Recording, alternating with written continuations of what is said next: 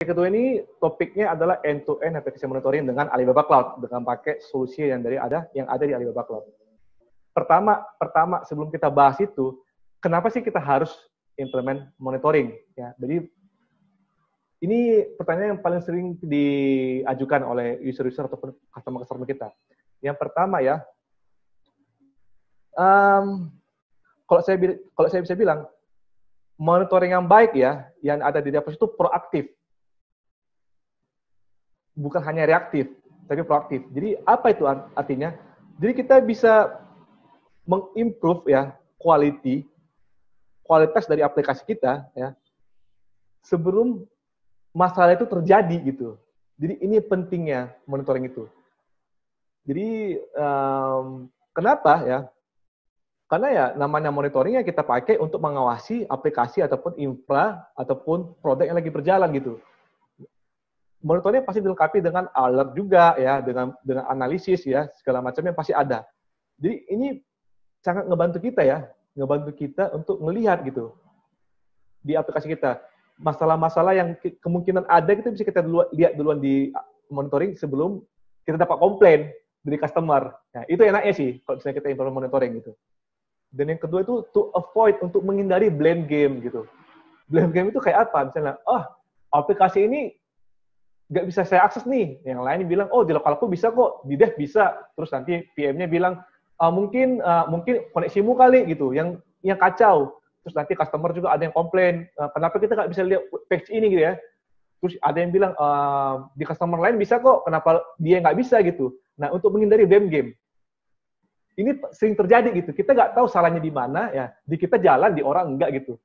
Karena kan memang kalau memang semua nggak jalan pasti tahu duluan gitu ya. Tapi kok kalau sudah yang ini kejadian ini ya ada yang bisa, ada yang enggak ya, harus siapa yang harus kita percaya gitu. Monitoring tools ada di situ gitu. Jadi dia bisa ngasih ke kita, ini benar-benar kejadian kok. Ada buktinya ya, ada analisisnya gitu.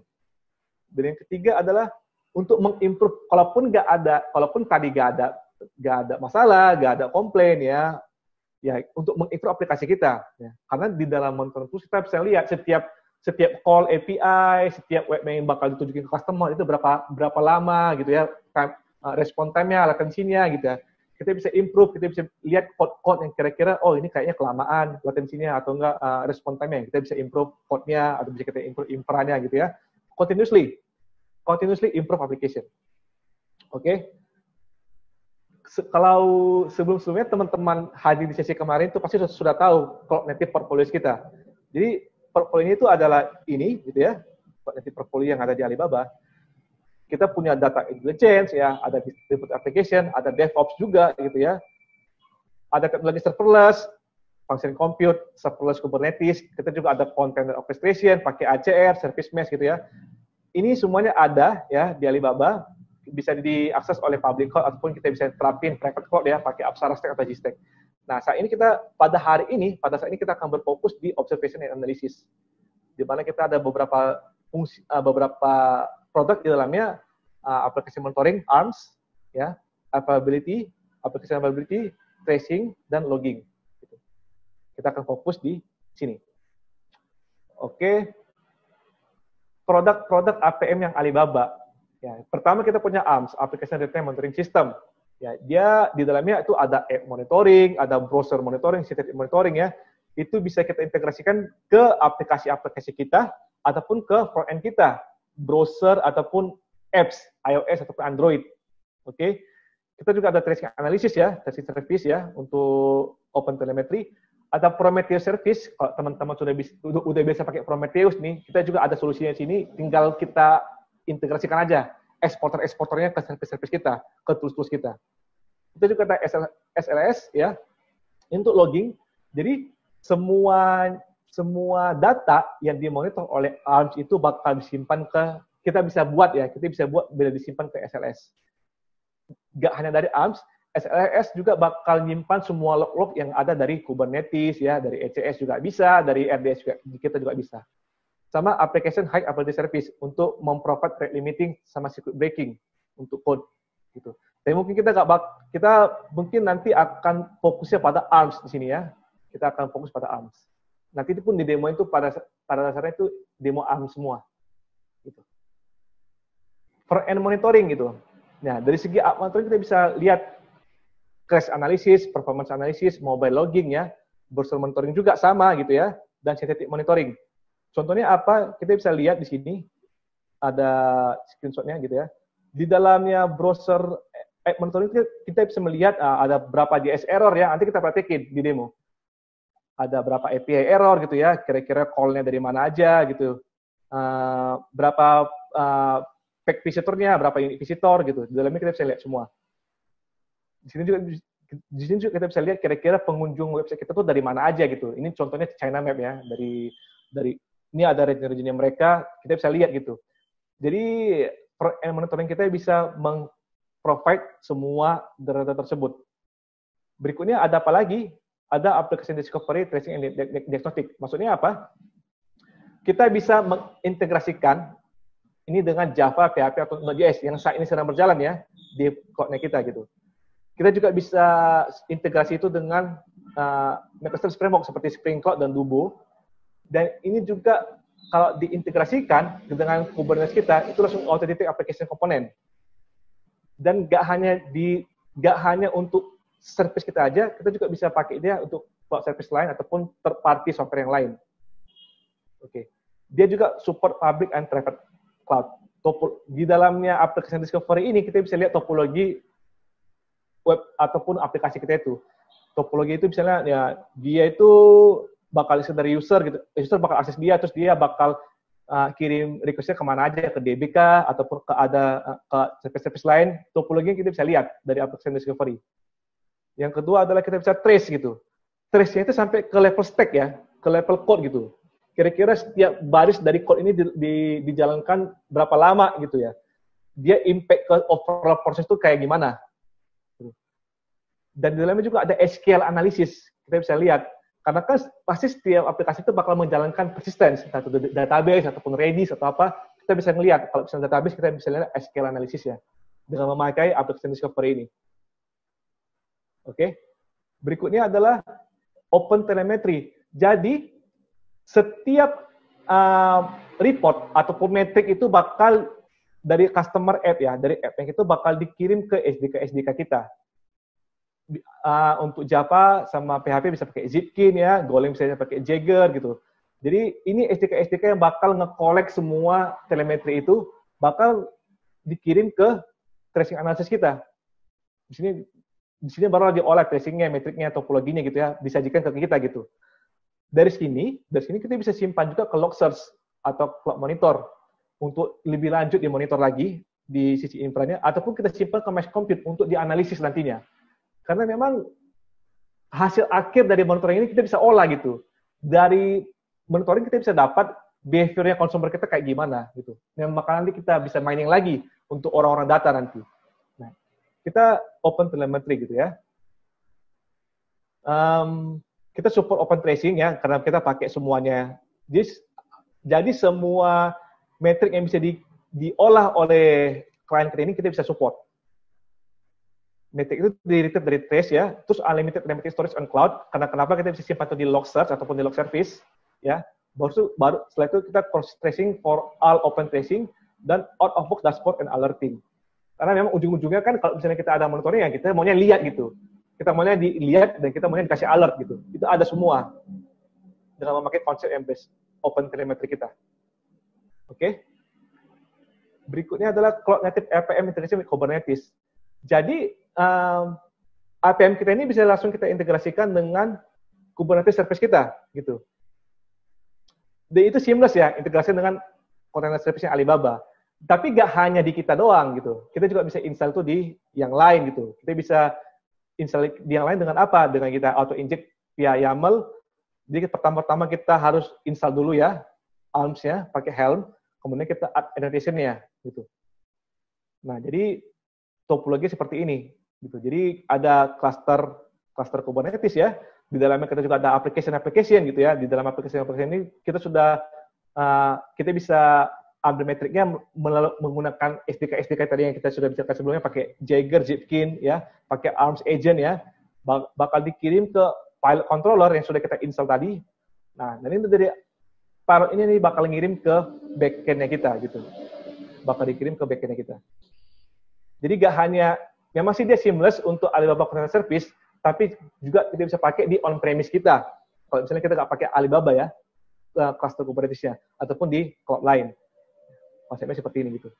Nanti kita bisa, di dalamnya itu bisa kita lihat port monitoring, ya, host monitoring gitu ya. Setelah kita integrasikan dengan agent kita, dengan Arms Pilot ini. Jadi instalasinya gampang, cuma install Helm, pakai chart Helm, kemudian kita tambah annotation-nya di setiap deployment kita, deployment YAML-nya. Gitu. Berikutnya adalah multi-cloud supported. Nah, maksudnya apa? Kalau untuk infra, ataupun data center yang memang terbatas akses internetnya, kita bisa kumpulin semua metrik itu ke APM collector, gitu. Nanti APM collector bakal kirim ke ahli cloud-nya, gitu. Karena kan apalagi namanya beberapa data center yang berkaitan dengan fintech ya, atau banking ya, financial lah pokoknya. Kan rata-rata itu di limit tuh akses internetnya biar jangan ada security breaching gitu ya. Nah, kita bisa kumpulin semua metrik-metrik dari semua instansi kita monitor itu ke sebuah APM collector, nanti dia nge-push, nanti dia dikasih akses internet hanya untuk komunikasi dengan APM server kita. Ini yang pertama. Dan yang kedua, kita bisa pakai internet langsung. Kita bisa pakai internet langsung, kalau memang kita nggak ada masalah di internet. Ataupun kita bisa pakai AliCloud VPC. Ya, biar komunikasi pengiriman traffic metrik itu nggak keluar dari internet, kita bisa pakai VPC, pakai intranetnya itu. Dan semuanya kita bisa ngelihat datanya itu, dan kita bisa manage itu di satu konsol gitu. Konsolnya APM kita nanti. Oke?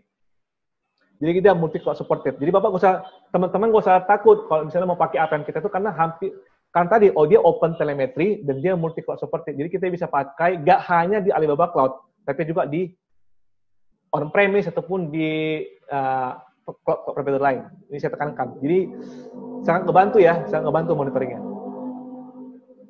Ini kita akan masuk ke demo, ya. Case pertama itu kita lihat end-to-end, ya, dari user session sampai ke level code, ya, tracing ke level code. Jadi kalau misalnya Bapak bisa lihat, nanti kita akan sisi demonya, ya. Ini saya akan tunjukin screenshot-nya aja. Jadi misalnya awalnya itu step pertama si customer komplain gitu ya. Nah, kita bisa ngelihat username itu apa, ya. Kita bisa ngelihat username-nya ini. Setelah kita dapat username-nya, kita bisa ngelihat detailnya, ya. Username ini kita bisa lihat di session tracking gitu ya. Selama timeline tersebut, action ini dia apa aja gitu. Selama timeline yang dia bilang itu, saya ada masalah nih ketika mengakses aplikasi dari jam sekian sampai jam sekian. Kita bisa ngelihat gitu, action ini itu apa aja di sini gitu. Dia misalnya akses indeks, terus bisa melakukan ada metode zoom yang dia lakukan, ada API overview, terus call API juga gitu ya. Kita bisa lihat setiap action-nya itu di sini gitu. Dari sini kita bisa lihat lagi detailnya gitu. Detail yang tiap action itu kita bisa ngelihat. Setiap backend details itu kita bisa ngelihat dilakukannya kapan aja, berapa lama gitu ya, code-nya apa aja gitu. Apakah ada yang gagal, apakah ada yang sukses, total time yang diperlukan untuk melakukan action itu berapa lama gitu ya. Nah, kita bisa lihat detailnya. Kita ambil detailnya tadi, kita paste ke ARMS console untuk ngelihat stack code levelnya gitu. Jadi dari sini kita bisa ngelihat dari setiap session atau setiap action yang tadi dilakukan oleh customer, kita bisa ngelihat dia ngelakuin apa aja di code-nya. Itu setiap line itu bakal kelihatan sini. Bakal kelihatan setiap line-line-nya. Berapa lama gitu ya. Sampai akhirnya dia ngasih respon. Nah, ini penting. Ini penting untuk monitoring. Karena kenapa? Karena kadang-kadang ya, ini saya bisa kasih tahu use case-nya. Kita pernah ada customer yang dia memang sudah tes ini aplikasi. Sudah tes di aplikasi, nggak ada masalah. Cuma entah kenapa ketika setiap mereka melakukan satu action di aplikasi, itu loadingnya lama banget. Tapi kalau dia melakukan action lain, view page lain, itu cepat. Tapi kenapa hanya satu action ini yang lama gitu? Kita sudah tes di level development, di level testing, kita sudah lihat nggak ada masalah. Dengan adanya monitoring ini, kita bisa ketahuan ya sewaktu melakukan satu proses yang lama ini, dia lamanya ada di mana? Nanti dikasih tahu itu di line-nya itu, line berapa lama dilakukan. Akhirnya kita ketahuan, apa ketahuan? Ternyata ada satu code yang memang dia menjalankan encryption pakai bcrypt. Bcrypt ini memang terkenal lama ya metodenya. Nah, karena kita simpan password pakai encryption key-nya panjang, passwordnya panjang, di encrypt menggunakan metode bcrypt gitu ya. Lama prosesnya.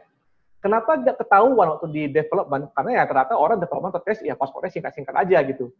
Encryption key-nya juga cuma singkat-singkat aja gitu. Dan juga nggak banyak yang ngetes, cuma beberapa orang doang. Beberapa orang aja. Jadi ya nggak kelihatan, nggak ketahuan gitu selama fase development gitu. Nah, ketika user mengakses passwordnya panjang-panjang, kita sudah pakai encryption key yang panjang, yang sudah proper. Nah, yang akses banyak, akhirnya kejadian gitu. Tapi hanya di proses ini aja. Di proses lain enggak gitu. Ya makanya kita tahunya dari sini, dari tracing ke level code itu. Oke, jadi monitoring kita bisa memprovide hal ini. Demo berikutnya adalah debug with matrix tracing and logging. Kita bisa lihat, kalau bisa kita lihat, kalau kita bisa lihat sini, setiap exception ya yang terjadi itu bakal disimpan, bakal bisa dianalisis oleh monitoring juga. Contohnya apa? Misalnya, kan ini kan response time, request, error, exception. Kita bisa ngelihat kalau di metode yang ini, register from cluster ini, kejadian 13.400 exception gitu. Exception yang terjadi itu yang paling sering apa? Kita bisa cek lagi, dia bakal ngasih tunjuk kalau ini yang paling sering kejadian. Java lang runtime exception. Nah, kenapa kita di sini kita bisa lihat last amount of exception detected ya. 12 totalnya 13,4, 12,4 itu dia semua gitu, Java lang runtime exception ini. Nah, kita bisa lihat show trace list ya. Dari sini kita bisa lihat, nah ini analisis kira-kira apa yang bisa membuat si exception ini bisa terjadi. Nah, setelah kita dapat, baru kita bisa melihat ke lognya. Kita ambil ID-nya ini, ID si exception itu, salah satunya, kita lihat ke log, karena memang kan setiap aplikasi monitoring ini bakal disimpan di log, kita bisa melihat pada saat apa errornya gitu. Errornya itu kayak gimana. Nah, kelihatan deh, ini errornya. Nah, kan kalau misalnya kita sudah tahu nih, udah tahu di mana kapan terjadinya, apa yang paling sering muncul, terjadinya di bagian code yang mana, habis itu kita lihat errornya itu misalnya seperti apa, udah pasti developer tahu, oh itu gara-gara ini gitu. Itu bakal bisa langsung di patch lah. Karena daripada lebih susah menerka-nerka kalau nggak ada aplikasi monitoring, ya user menerka-nerka, ya mereka coba-coba sendiri gitu. Iya kalau kejadian di mereka, kalau nggak kejadian di mana gitu kan. Jadi ya, makanya kalau misalnya sudah ada performance monitoring system ini, end-to-end ini kita bisa ketahuan dari mulai dia kapan terjadi, ya yang paling sering terjadi apa, kita bisa runut sampai ke bawah, sampai ke level error message-nya apa gitu. Kelihatan nanti. Kita bisa langsung kabarin ke developernya, tolong di patch bagian ini kita dapat error code yang seperti ini, ya developer pasti ngerti, pasti udah tahu kalau misalnya dapat pesan ini, ini masalahnya di sini. Gitu. Jadi ngebantu banget. Case ketiga adalah Kubernetes integration. Nah, kita bisa ngelihat sini, kalau bagaimana sih dashboard-nya ketika kita melakukan integrasi dengan Kubernetes, ya kita bisa ngelihat deployment-nya di sini, gitu, komponen-komponennya apa-apa aja gitu ya. Baru kita bisa lihat pod topologi. Jadi setiap deployment itu kan pasti menghasilkan pod. Pod ini komunikasi dengan siapa aja gitu. Dengan database, terus dengan service yang lain gitu ya, dengan aplikasi ataupun pod yang lain, kita bisa lihat topologinya. Yang kedua kita bisa lihat pod detailnya gitu. Pod detailnya dia lagi ngejalanin kontainer yang mana gitu ya. Berapa lama, kapan terakhir kali restart gitu ya, kapan terakhir kali crash. Kalaupun misalnya ada lognya, kita bisa juga melihat lognya dari sini. Kita bisa lihat performance metric per pod. Ya, tiap pod itu punya berapa compute yang dijalankan, berapa CPU, berapa memori, kita bisa lihat. Dan juga kita bisa lihat performance indikatornya gitu. Jadi di timing kapan aja kita tahu kalau pod itu lagi bekerja ekstra, sehingga nanti kita bisa melakukan horizontal pod auto scaling atau enggak vertical pod auto scaling di Kubernetes-nya gitu. Matic ini sangat berguna ya, karena kita kenapa? Karena kan kadang-kadang kalau sudah aplikasi sudah masuk ke dalam production, sudah masuk di production, nggak kalau nggak ada monitoring, kita kan nggak pernah tahu ini kira-kira ya ini aplikasi ataupun ini pod kapan bekerja kerasnya gitu. Kalau bekerja keras, kira-kira cukup nggak ya resource yang kita assign resource sekian, kira-kira itu cukup nggak ya untuk pod ini? Taunya dari mana? Paling-paling kalau nggak ada monitoring kan taunya dari user gitu. Usernya ngeluh, kenapa lambat banget gitu.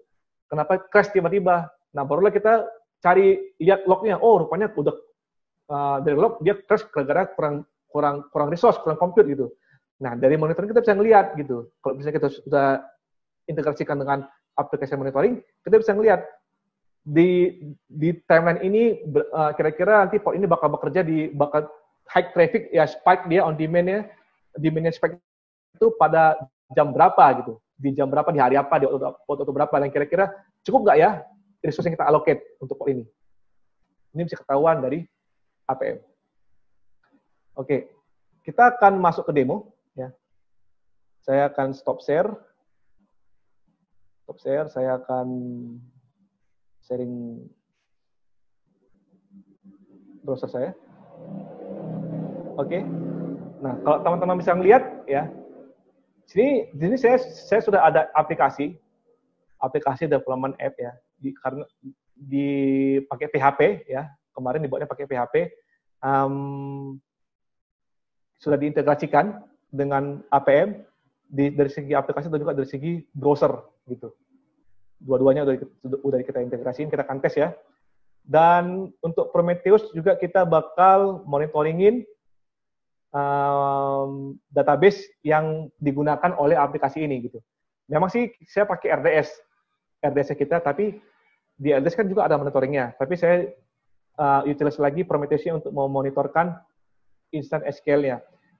Cara integrasinya kayak gimana? Gampang, kita tinggal add exporter, MySQL, kasih tahu aja. Address-nya di mana, portnya berapa, username, password, udah kelar gitu. Cepat sih. Oke.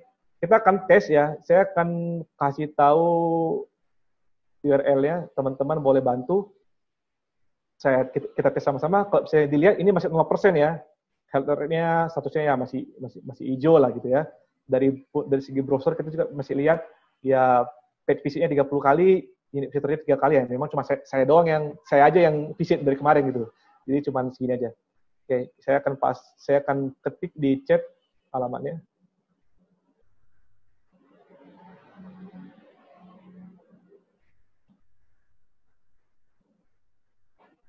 Malas, sorry.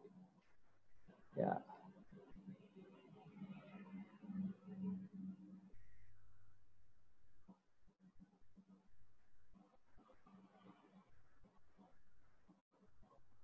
Ya, teman-teman boleh bantu tes. Sorry, maaf saya masih pakai domain pribadi, tapi ini hanya untuk testing ya. Ini domainnya domain kosongan, cuma untuk testing aplikasi aja. Jadi teman-teman boleh akses ini, webdev.airsdanrumahpa.com.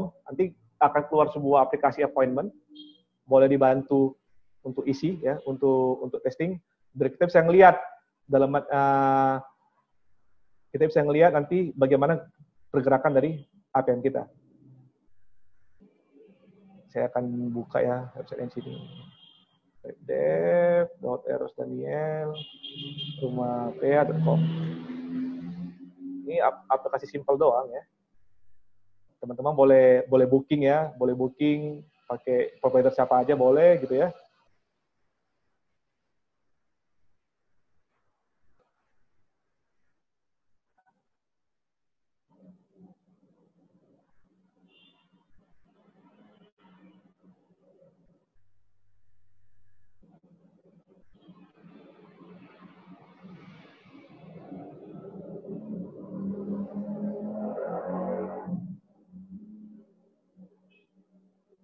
Nanti dia ada appointment, kita confirm, udah kelar, selesai gitu. Silakan teman-teman boleh dibantu tesnya. Nanti kita akan lihat performance monitoringnya dari segi aplikasi dan juga dari segi browser dan juga dari segi database. Oke, saya coba.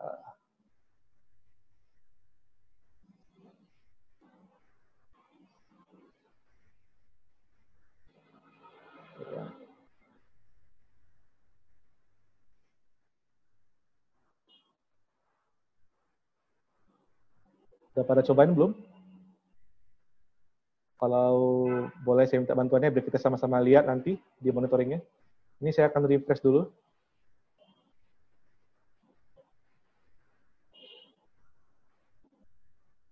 Nah, benar ya. Sudah ada 82 request ya. Terima kasih teman-teman yang udah nyobain. Nah, kita bisa lihat overview dari depan, kalau respon time itu 36,8 millisecond ya. Dia langsung naik nih. Kemarin kan memang dari kemarin tuh gak ada yang tes ini aplikasi. Jadi gitu, di sesi ini kita tes, dia langsung naik. Dari segi browser juga kita bisa lihat nanti unit visitornya ada 17 ya. Thank you teman-teman yang udah tes gitu ya. Page visitornya ada 54 kali gitu. IP visitornya ada sekian. Kita akan mulai, kalau boleh dites dulu. Kita akan lihat siapa orang yang tesnya. Oke, kita akan mulai dari aplikasi monitoring ya. Di aplikasi monitoring bisa dilihat, misalnya kalau misalnya saya cek plus ini development app-nya, nama aplikasinya, dia bakal masuk ke detail konsolnya. Nah, dari sini kita akan tunggu dulu dia keluar sempurna. Nah, dari sini kita bisa lihat gitu. Dari tadi yang saya kasih link ke teman-teman sampai sekarang itu ada 108 request gitu ya. Rata-rata respon time itu 40,3 millisecond. Jadi ini bisa kita lihat, ini bisa membantu kita untuk menghindari blaming game tadi ya. Kok di saya lambat, di dia cepat, di saya lambat, di dia cepat. Pasti kalau misalnya ada yang lambat, ada yang cepat, pasti ketahuan dari respon time. Gitu. Ini pasti ketahuan. Dan error gitu. Di dia error, di kita error gitu. Waktu dites nggak ada apa-apa. Kenapa customer ini bilangnya error mulu gitu? Kenapa? Kita bisa ngelihat dari situ. Dari errornya gitu. Dia bakal ngasih tahu selama dia tadi diakses ada berapa kali error. Terus juga kita bisa ngelihat slow SQL-nya gitu. Jadi yang tadi kita ngetes tadi, bisa dilihat juga service request-nya ada berapa gitu, berapa lama gitu ya. HTTP entry-nya ada 51 kali ya. Invoke MySQL, ini aplikasi nge-invoke MySQL itu 800 kali gitu ya. Fresh response time-nya ada ya, kalau misalnya kita bisa lihat, oh ini bagus kalau nggak ya kira-kira responnya seperti ini gitu. Status code-nya dari mulai tadi 200 semua ya, 200. Kita bisa lihat sistem infonya, load-nya, statistical analisisnya. Jadi rata-rata dari tadi teman-teman ngetes booking itu dia menjalankan fungsi-fungsi atau metode apa aja bisa dilihat di sini. Berapa lama rata-ratanya? 5,3 millisecond, 3,5 millisecond. Ini sangat ngebantu kita untuk mengimprove karir yang jalan gitu. Kalau misalnya kita rasa, ini kelamaan, ya improve gitu. Dari sini kita bisa ngelihat detailnya gitu. Nah, ini tadi yang saya bilang topologinya. Topologinya itu kita bisa ngelihat. Memang sih aplikasi ini simple. Dia ada user, ada mesin, atau backend-nya ya, atau front-end-nya, ada database. Di sini bisa kita lihat host monitoring-nya gitu. Host monitoring si mesinnya gitu, dari mulai CPU, memori, disk-nya, semuanya ada. Jadi all in one gitu. Ada juga SQL analisisnya. Gitu. Rata-rata dia nanti bakal nge-invoke SQL statement apa aja gitu. Bakal ke semua kelihatan sini. Berapa lama dia ngejalanin statement itu. Jadi, nah ini juga berfungsi untuk menghindari blame game. Ada customer yang datanya sedikit, ya, ada yang banyak gitu. Waktu dia invoke fungsinya, dia ya mungkin kita belum indeks database-nya. Akhirnya apa? Waktu dia nge-query, nge-select tuh lama banget. Ada yang cepat gitu. Nah, di sini kita bisa ngelihat kira-kira, kita bisa ngurutin dari mulai yang paling lama sampai yang paling cepat itu apa gitu. Misalnya yang paling lama ini ya kita mau improve lagi berapa kali call-nya gitu. Dia udah lama sering di call lagi. Nah, itu pasti kita improve. Di sini kita bisa tahu. Untuk interface invocation juga kita bisa lihat di sini. Nah, ini dia yang appointment ini menjalankan interface ini, kita bisa lihat, kita bisa tracing ID-nya. Ini trace ID-nya kita bisa lihat log-nya. Sorry. Oke, sorry. Iya. Nah, kita bisa ngelihat ini. Nah, kode yang dia jalankan itu apa aja. Misalnya, development app, tadi saya menjalankan endpoint yang ini. Register appointment. Tadi kan teman-teman register tuh. Nah, kita bisa lihat lagi dari dalamnya. Kira-kira selama menjalankan fungsi ini dia berapa lama tiap-tiap baris itu dilakukan gitu.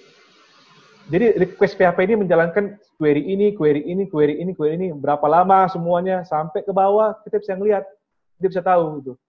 Mana yang kira-kira kita kurang sesuai atau terlalu lama, ya kita bisa tahu, kita bisa improve di sini. Oke?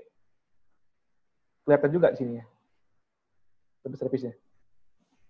Hi Eros, you have 2 minutes ya. Soalnya udah lewat waktunya. Thank you. Oke. Thank you. Untuk browser monitoring juga misalnya kita lihat ya. Nah, dari browser monitoring kita bisa lihat JS errornya ada berapa, API errornya ada 3 kali nih API error tadi gitu. Nah, kita bisa ngelihat nanti kira-kira salah itu pas di mana gitu. Mana error numbernya nih. Nah, ini ada satu, kira-kira nanti errornya di mana, kita bisa ngelihat API error details-nya gitu. Pada jam sekian tadi ya, error 16 kali. Errornya di mana sih? Nah, API stabilitas. Semua informasi yang kita butuhkan untuk men-troubleshoot itu ada bisa dihasilkan sini. Nah, di sini dari overview juga kita bisa, apalagi sih yang bisa kita lihat total page visit-nya gitu. Jadi monitoring misalnya kalau misalnya kita tahu hari ini ada berapa unique visit, ada berapa kali page visit ya. Rata-rata page itu berapa lama keluarnya, errornya kelihatan sini, page speed-nya ya, page speed visitor kita dari mana aja, ini bisa kelihatan. Kalau saya cek sini ya Indonesia semua ya, ada kira-kira mana nih? Ya itulah, ada 55 page visit, 14 unique visitor gitu. Kita bisa lihat rata-rata tuh visitnya dari apa? Dari Windows, Mac OS atau Android gitu ya, di page-nya. Seperti apa browsernya itu pakai Chrome sama Android WebKit. Kalau tab-nya ya 4G, ada yang 3G. Oh, kita keren ya, udah pakai 4G semua. Gitu. Nah. Kita bisa lihat certification details-nya gitu. Berapa lama ini, dan juga key performance-nya, pack load time by interval, per span time, TTFB, ya kita bisa lihat semua TTFB ini berapa lama. Karena ini paling penting ya, untuk menghasilkan sebuah website yang dia page itu cepat loading-nya dari TTFB gitu. Pokoknya segala kebutuhannya, termasuk sessionnya juga bisa kita checking gitu. User ID-nya apa-apa aja yang tadi saya tunjukin ya. Dari sini kita bisa ngeliatin browser dari mana, di session itu dia ngapain aja di timeline ini. Ini semuanya bisa kita achieve dari end-to-end monitoring yang kita gitu. Nah, waktu saya tinggal sedikit ya, ini sampai di sini ya demonya dari segi browser dan aplikasi monitoring. Mungkin nanti kalau misalnya kurang lengkap atau kurang jelas nanti bisa ditanyakan langsung ya.